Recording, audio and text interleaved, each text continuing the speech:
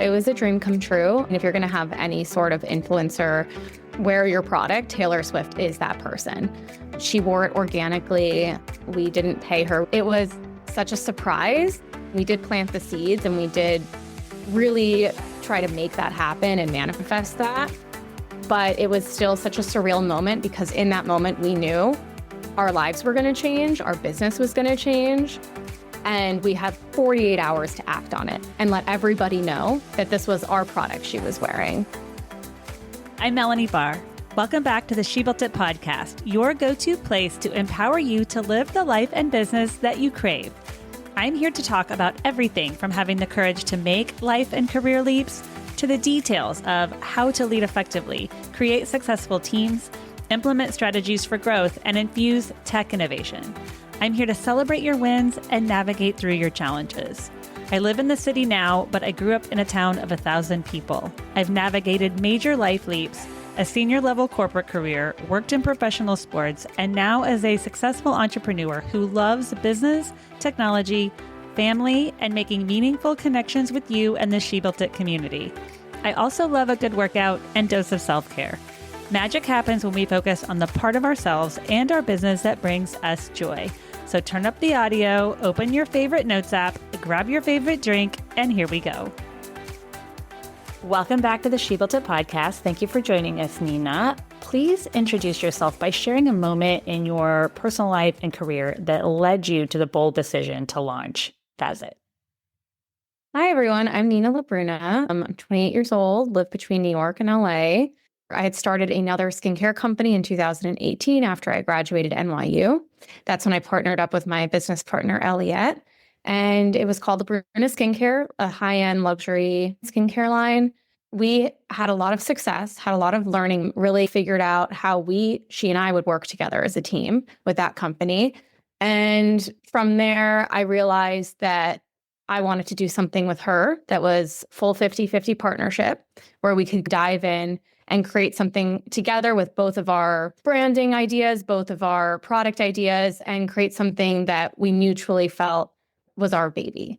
And that's when we decided to take a brave step away from La Bruna Skincare, even though it was doing well and we were invested, and start our new venture together and see where we could take that. And you touched on a couple things. Normally, when co-founders come together, and I speak to women all over the world, they have different skills, and that's valuable in growing the business. Can you speak on that as co-founders and bringing your skills together to launch and scale your business? Yeah, I always say that I'm more of the operations back end, chugging the machine along, while Elliott's more front of house, aesthetic, branding, PR, marketing, bringing the brand to life, front of house. I think we have figured out and delegated those roles while working together at La Bruna Skincare. I also handle more of the product development, visionary of the products and where the brand is going. And with La Bruna, I did all the product development. I created all the products. I had this really cute homemade aesthetic where I was literally packing things in my dorm room at NYU. All of the packaging I was doing myself. It was super cute, but it needed that elevated look and it needed more exposure to the world. So when Aliett came in as a consultant for me, she had started a consulting agency after graduating Columbia. She helped take La Bruna to that next level with me. And she helped rebrand it and get it in front of B2B and in front of retailers like Nordstrom's. So that did show us where our strengths were and where we could continue to work together to find success. Yeah, because so often bringing those unique abilities together really helps to grow a business. Because if two co-founders have two similar strengths, it's usually more rocky. And you touched on challenges along the way. Growing and scaling a business, things come up constantly. Share with us a challenge that you've overcome in growing and scaling. Yeah, so this year in particular, we had a lot of growth. And typically, when I see other friends or entrepreneurial peers, you do see companies that grow over time, but we've had this growth overnight situation that's more abnormal in the entrepreneurial world, where it's a really viral moment. And that was when Taylor Swift wore her freckles. Lots more to touch on there. But yeah, we definitely experienced some growing pains and challenges. We had to rethink operations overnight. We had to rethink PR. We had to bring in more hands-on assistants. We need to expand our team. And we experienced these struggles of, okay, what's the priority here? We have limited time to catapult and take advantage of this moment that just happened that could really bring us to the next level. Where do we put our focus? Where do we put our priorities? And how do we shift some of that workload off our backs so that Aliett and I can continue thinking bigger picture and we can continue growing the brand and allow others to take some of that work off our backs? So I'd say the biggest challenge there was hiring more of a team. I have to ask, you touched on the Taylor Swift moment. Share with us what that was like for you. It had to be incredibly amazing. Oh, yeah, it was a dream come true. And if you're going to have any sort of influencer wear your product, Taylor Swift is that person. She wore it organically. We didn't pay her. It was such a surprise. We did plant the seeds and we did really try to make that happen and manifest that. But it was still such a surreal moment because in that moment, we knew our lives were going to change, our business was going to change.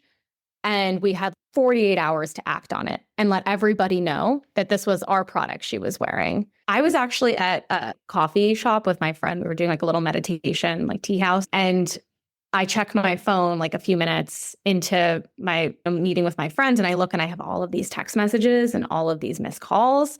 And it was very nerve-wracking at first because I'm like, what is going on? Like, I don't always have my phone blow up like that. And I just saw some headlines within the scramble of text messages that said something about Taylor Swift wearing glitter freckles. And my heart literally came up into my chest. I don't think I've ever had such a visceral physical reaction to something before. I almost felt like fainting in a way, like out of just pure shock/joy. And then as I'm looking at that, Aliett calls me. And I pick up the phone and Aliett is on the other line going, oh my God, I can't believe you haven't been answering for the last 15, 20 minutes. Like the craziest thing just happened. So she was actually at home watching the football game with her fiance because he watches sports. And as she's watching, she sees it like pop up on the screen. And then at the same time, she starts getting like texts from influencers we've worked with and just like people that we've worked with that are watching the game too. And they're like, I think Taylor Swift is wearing your freckles. And then Aliett immediately started crying when she saw that. Her fiance videotaped her and she posted on TikTok and that video got 15 million views or something crazy. It's so amazing. Yeah, it was. I can't even imagine the moment because you're right. It's everything you've worked for to that moment to know that your business is going to grow exponentially in that moment. Yeah. I almost couldn't emotionally enjoy it those first few days because it felt like fight or flight response. Okay, we have to make sure we can actually handle this. So Aliett handled more of the PR aspect of it all. She found a PR person that night to bring on board. And luckily we had interviewed her before, really liked her. It just wasn't the right time. But we were like, okay, now's the time. If you're still free and can please take us on as a client. She's great. We love working with her. But Aliett handled the PR aspect of it. And then I was worrying about the operations and just making sure that we were able to handle the growth, handle the order volume, and make sure that we had enough inventory coming in, which we actually did not run out of stock during that whole procedure just because we have such an amazing team. Yeah, our warehouse was great. Our manufacturer was so on board. They all had to bring in like extra hands and teamwork that week just to get us over that hump. But we got through it and we did not run out of stock that week. And hopefully you've taken a step back and been able to celebrate a little bit and how amazing to have a co-founder to celebrate with. Yeah, absolutely. And we have been able to, especially in the last 2-3 weeks since the new year started, we've been able to really sit back and just talk and really celebrate that win and not be so logistical about it, but get to enjoy the emotions of all of it. It's amazing how as an entrepreneur, sometimes you have to build that time in. It's so true. That's something that I've been working on because I like to practice mindfulness. I used to practice a lot of meditation. Now I do more Pilates. And I find that with my entrepreneurial career, it's always what's next, what's next, what's next, because the game is growth. The game is moving forward. And sometimes I find myself thinking so far ahead and not really being in the moment and being in the present. So one of my resolutions this year is really trying to enjoy the little wins and celebrate them when they happen, because that also inspires you as an entrepreneur and gives you that acceleration, gives you that energy to continue propelling forward. And ultimately, it's a good thing to be more present as well as thinking ahead, blending those two and finding balance. And I think you mentioned you were in a meditation when you found out about the exciting moment. Meditation has become important to me. What do you like about it? And how does that help you as a business owner? Meditation, I think, helps me inspire my creative juices. A lot of what I do and a lot of what entrepreneurs do, especially in consumer product goods, is very creative. And it's the same thing when you go on vacation. It allows you to take a step back from all the noise and take a step back from the day-to-day nuances and cyclings to unwind and take a bird's eye outside in and let you see a bigger picture of what's really going on. And it also, allows you to just relax and not be so anxious about everything too, which I think can absolutely help put the right energy into what you're striving for and the right intention behind what you're striving for. And it allows you to have more of a purpose of what you're doing when you're more connected to who you are and what your values are and what your ideologies are. It's a very powerful tool for everything in life, but absolutely for building a business and for entrepreneurship. It's so true. I've fallen in love with 5-minute meditations in the morning because if even 5 minutes can drastically change your morning. Absolutely. Yeah. I think it just puts you in the right headspace, especially like the start of your day. And that's something that I would like to work on because I do find that as soon as I wake up, I'm just hit with anxiety. As soon as I look at my phone, there's a million emails, there's a million messages. So I like that. I'm going to try to do that more too in the mornings. And they say, don't look at your email first thing in the morning. Go into your office and do 90 minutes of solid work. I've tried to do that. That's a goal for me this year. But when you're managing so much, it's really hard not to just check in. It's really hard. Yeah, because it feels like everything's kind of an emergency at this stage. And if you miss that email, for example, like if my warehouse is reaching out to me to get the okay on the pallet pickup that's supposed to be delivered by Monday, and I don't answer that message to okay them on the price of whatever that is, they could miss that delivery today. And then it gets to the destination a day late. And then we are hit with consequences for that. It does feel like an emergency all the time and that you do have to be on. So that's why it's extra important to practice those mindfulness techniques, doing the work that we do. Yeah. And I used to think I can't meditate because I'm doing it wrong. But really, there's only the right way for you. If I'm working out, I'll foam roll or stretch or something. So I'm not solely meditating. I'll listen to something for 5 minutes.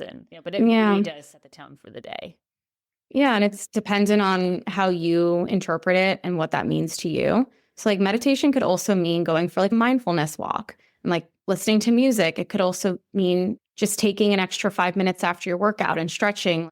It doesn't have to just mean that you're sitting and meditating or listening to a meditation guide. Like you can do it on your own volition. It could be more of a mindfulness practice.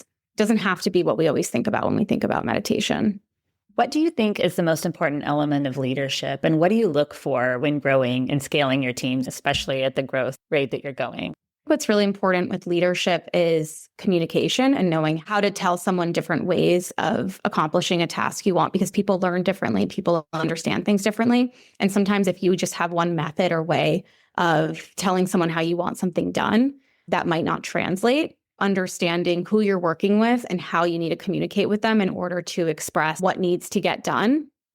It's really important to be organized. So, for example, I find one of the most helpful things with bringing people on right now, when we have all of these things going on and there's so much at play, is creating a guide, a step-by-step process. So when we brought on our customer service team, I wrote out this step-by-step process. Okay, if a customer says this, this is how you respond. If they say this, this is how you respond. Same thing for operations, same thing for B2B. Every aspect, we have a guide breakdown of all of the ways you should go about handling that position. So it just gives the people that are working for you a leg up, a chance to really figure it out on their own without having to come to you all the time, asking questions.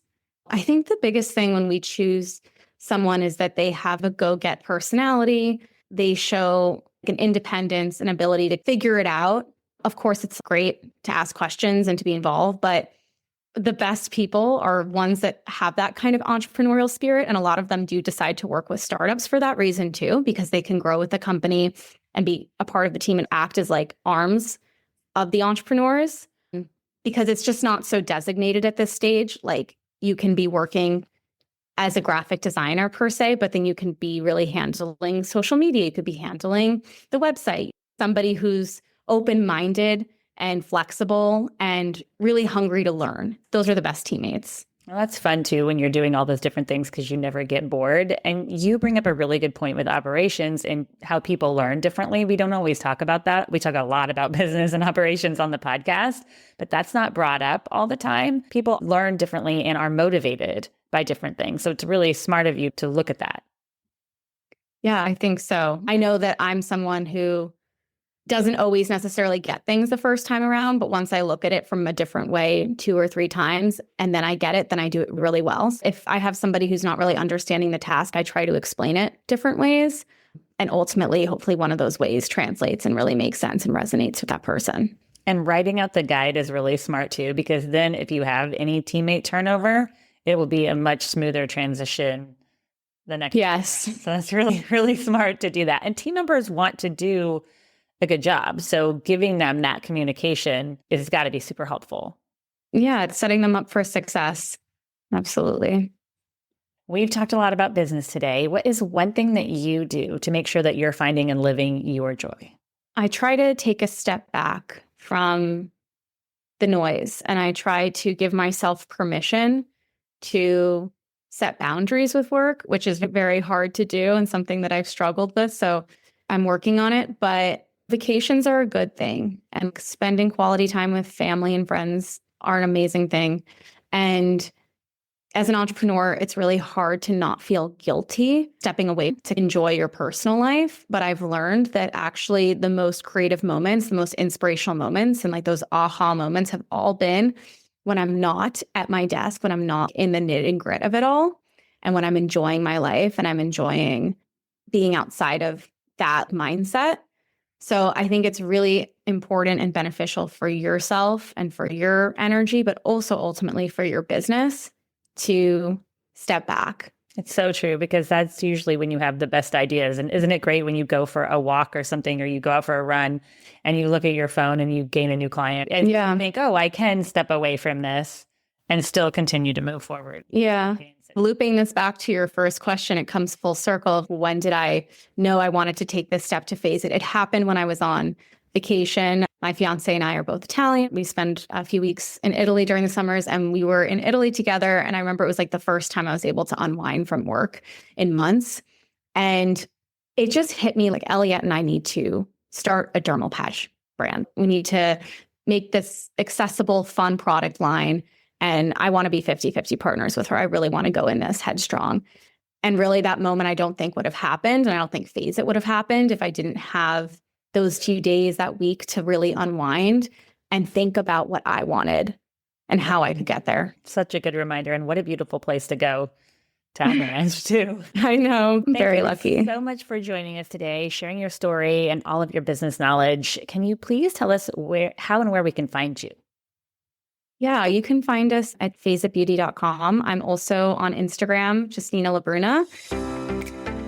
Thank you for joining us today. I'd love to hear from you.